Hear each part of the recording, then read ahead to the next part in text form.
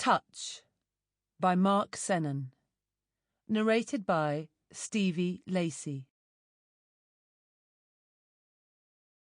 Prologue. When Harry was a child, he lived at the top of the house.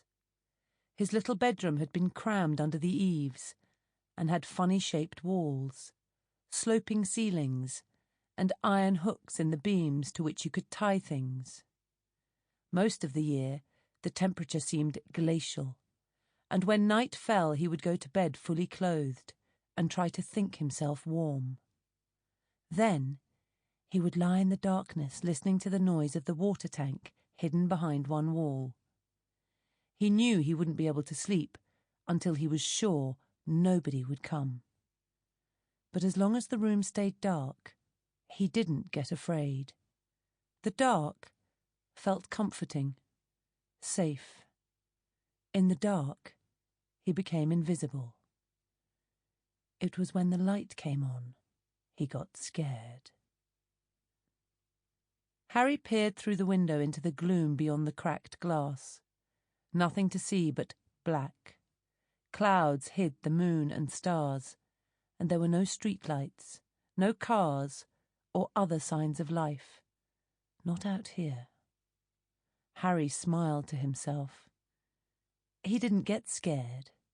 Not anymore. He turned from the window and gazed across at the girl. She slouched in the chair, dressed in the white underwear he had bought for her. She didn't say much, just sat, unmoving, eyes wide. Her silence was understandable. After all, they had been together for weeks, and she didn't have much left to say. Still, he could tell by her demeanour she wasn't comfortable, that something wasn't quite right. Harry tutted to himself and shook his head.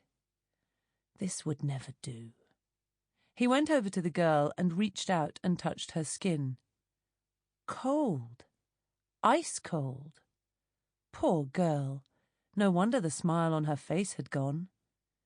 He bent down and fiddled with the fan heater, turning the knob up a couple of notches.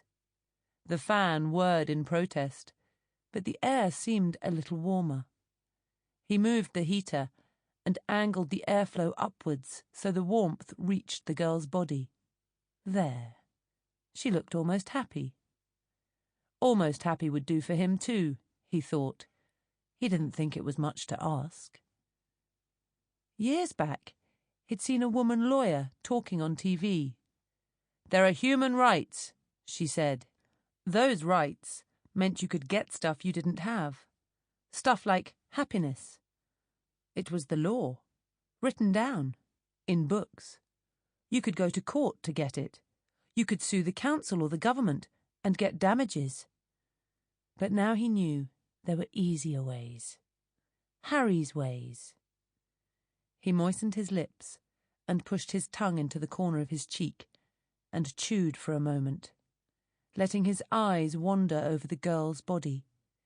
Pink toenails, delicate feet, shapely calves, not too thin thighs, rounded stomach, nice breasts, gorgeous long black hair.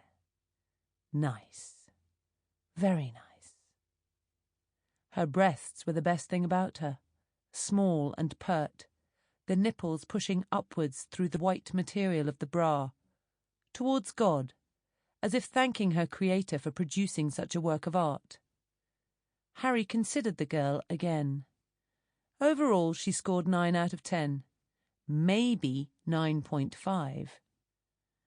You would go a long way to find a better likeness. Harry scratched the stubble on his chin. The nagging thought that had first come to him a few weeks ago returned. Things hadn't worked out as they should have. Not with this one. She was like an apple that was ripe on the outside but rotten within, full of worms and maggots, or perhaps hiding a wasp.